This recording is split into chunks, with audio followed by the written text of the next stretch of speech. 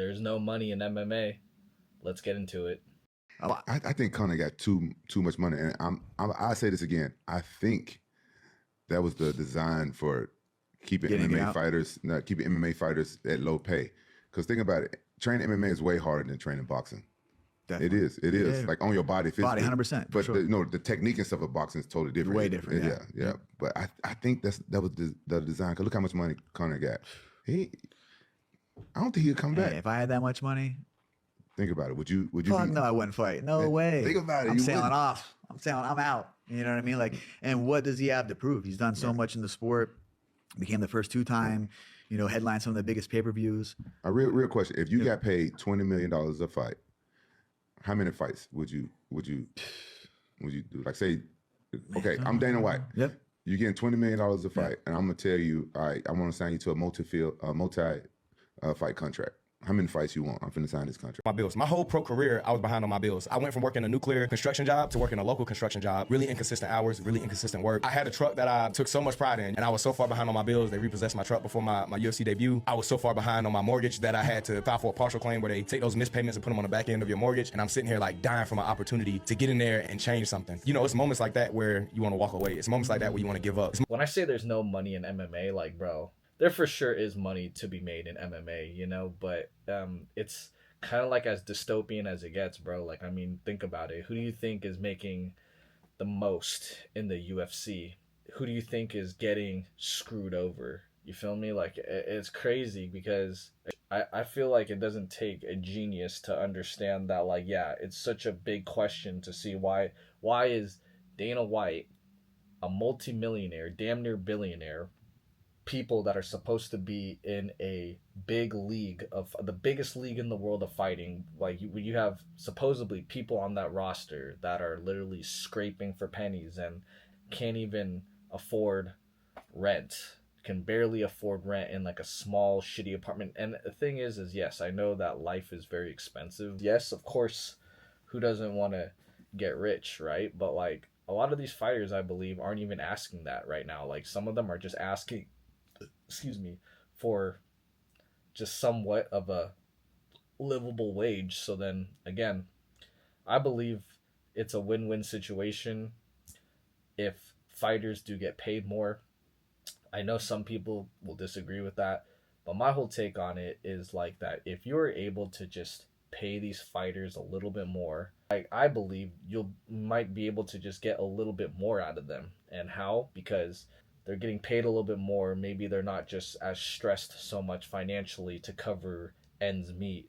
Maybe that gives them a little bit more time to take time off to train, to recover, to do this, to do that, to sharpen up before a fight. So, could you argue and say like I'm not sure if we're really seeing the full max potential of these athletes based on, just exhaustion, bro. Like, and again, I feel, people can say what it is, but unless you've actually played the role of working a full-time job and training, like, I don't think people understand, like, how tiring that really is, bro. Like, I know that you gotta want it, and, bro, shout out to the UFC fighters and the MMA fighters that are trying to make that happen for themselves. Like, you have to be a completely different kind of savage, and that's why, again, I just have so much respect for the professional fighters that have gone through that. Like, Demetrius Johnson, who worked construction, Marab, Alex Pereira worked in a tire shop, like all these people that had to not only train but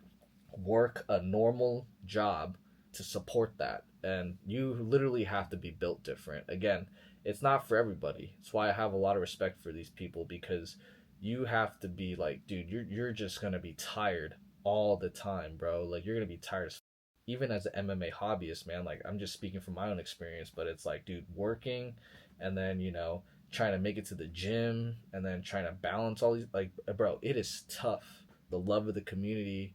I am now labeled as a MMA YouTuber. Like, I mean, this is like something that I'm like seriously doing now, as far as the monetization and stuff goes, right? Yeah, man, I'm just doing this because I love it, so if you can just imagine like people that are literally trying to make a career out of getting punched in the face, just being day in and day out of the gym, tired, like working an 8 to 12 hour shift and then going to the gym and exerting like an insane amount of energy. It probably helps if you have a good support system at home, like if you went home and your meals were made, you know, you have things taken care of for you, your laundry's done, this and that. But a lot of people don't have that support system. So yeah, can you just imagine like working a full-time job, training, going home, and then you still gotta, like, with all the little energy you have left from busting your ass day in and day out, you gotta meal prep, do your laundry, eat right, get groceries. Like, I know people are gonna say, oh well, you know, Wallmaker probably didn't need that truck. You would think that somebody making it in the big leagues could just at least afford like a truck and little house, an apartment with just some food.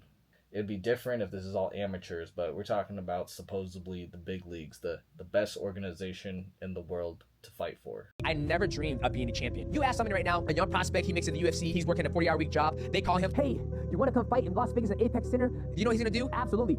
I f***ing quit. You f***ing suck. You f***ing suck. You're cool. I'm out. They quit their job and they right off in the sunset that they're going to f***ing make it. I wasn't that guy. I was like, let me go talk to my boss, see if I can get the week off from work. When I actually became a world champion, I was like, wow, it happened. I didn't think this was going to happen. We look at Kevin Holland. He's like, you know what? I'm making great money. I have everything I need. I'm just going to f***ing fight and keep making 6 figures. I think there's nothing wrong with that. Maybe he's not going to be good enough to be a world champion, but I don't think he gives a f*** about being a world champion. And I think that's fair for him to say that. Nobody's going to remember that fight when he fought RDR, unless you're super hardcore. It's okay to get into mixed martial arts to not be a world champion. And like I tell you right favor, even though he never became a UFC world champion, he's made more money than all the UFC world champions. For me, I was a real... Just because you're a champion doesn't automatically mean that you're just getting paid well, and doesn't even mean that you just made bank.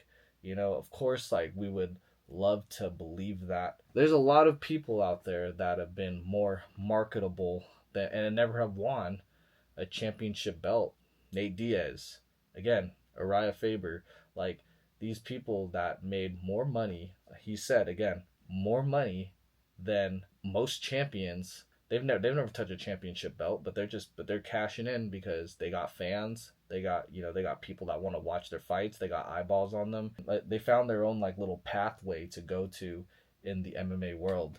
Nowadays, I know it's with TikTok and social media and the rise of younger spectators of combat sports. In my opinion, it seems like it's shifted a lot, where a mindset nowadays is like, everybody wants to become a UFC champion. Oh, I want to become a UFC champion. And I get that, right? I totally get that. But again, I don't think it always is equivalent to like, oh yeah, becoming a champion equals getting paid super well and being set for the rest of your life. One of the biggest reasons why I started this YouTube channel years ago, and the reason why such a big goal of mine was to become an MMA YouTuber, and honestly, like, I really try to speak that into existence, which I did, and I'm so grateful for that. I felt like that this was my way of carving myself into the MMA community world. Like, this is like how I wanted to bring value, make relatable content to the average hobbyist. At the end of the day, like, there are pros out there, but I really do believe it's like the hobbyists that are the ones that make up a huge part of the gym, and we are so much of the rock of an MMA gym, because, bro, like, without the hobbyist, who do you think is keeping the place going in a lot of gyms, bro? Who do you think is paying the bills in most gyms, man? It's not always the pros, dude. It's the average people that have to work a 9-to-5, that have responsibilities, that have other things going on in their life, but that MMA mentality, that martial arts mentality, that spirit within them is still there, and they're able to, for a small time of the day throughout the week, put the time in the gym and have this, what I like to call, organized violence, man. And that's probably one of the best ways I can put an MMA gym, bro. It's why it's such a beautiful thing to me. One of the reasons why, at least, becoming a career fighter and trying to make a bunch of cheddar, I mean, it's not impossible, guys. Like, I don't want to say it's not impossible, but really, like, there's no money in MMA as far as, like, you got to be damn near very marketable. You got to make sure you're negotiating well for your fights, having a lot of eyeballs on you, and just be willing to take the damage and be what it takes to become a fighter. You know, again, I love mixed martial arts and I love to do this as a hobby. I got a few more competitions that I'm going to be doing. But you guys, like I told myself a long time ago, man, I'm not going to become a career fighter. I'm not going to make a career out of getting punched in the face. MMA fighters need to stay broke if we want to keep our sport pure. And I hate to say it, but this is 100% facts. Conor McGregor gets his first taste of boxing money, goes on to fall off completely, only fights 4 times in the last 7 years, and only won 1 time against a washed cowboy. John Jones starts making some decent money later in his career, then only fights once in the last 4 years after refusing to fight Francis Ngannou unless they paid him $30 million, which was never going to happen. And still refuses to fight the rightful contender, just like boxing. Paulo Costa signs a decent contract with the UFC, and now only fights about once a year. The fact is, if UFC fighters actually got paid more like in boxing, it would turn into boxing. Champions ducking contenders, fighters avoiding risky fights. It's just a sad truth, but the UFC limiting fighter pay is actually what makes these great fights happen more frequently. It really does suck, right? Because I can kind of see what they mean. There's for sure a pattern in the past of once fighters are very well paid, they end up becoming way more pickier about who they fight. You know, they end up having way more negotiating powers, so then they end up be able to discuss more about like, okay, yeah, like, you know, how much am I getting paid for? How much am I this? And like, there's way more to it when fighters become rich. You know, like there's so much more leverage that they have over an organization. So this topic is to me like very debatable, and I do understand that in a lot of ways because we can see that, right? Again, what he said, we've seen that in Conor McGregor.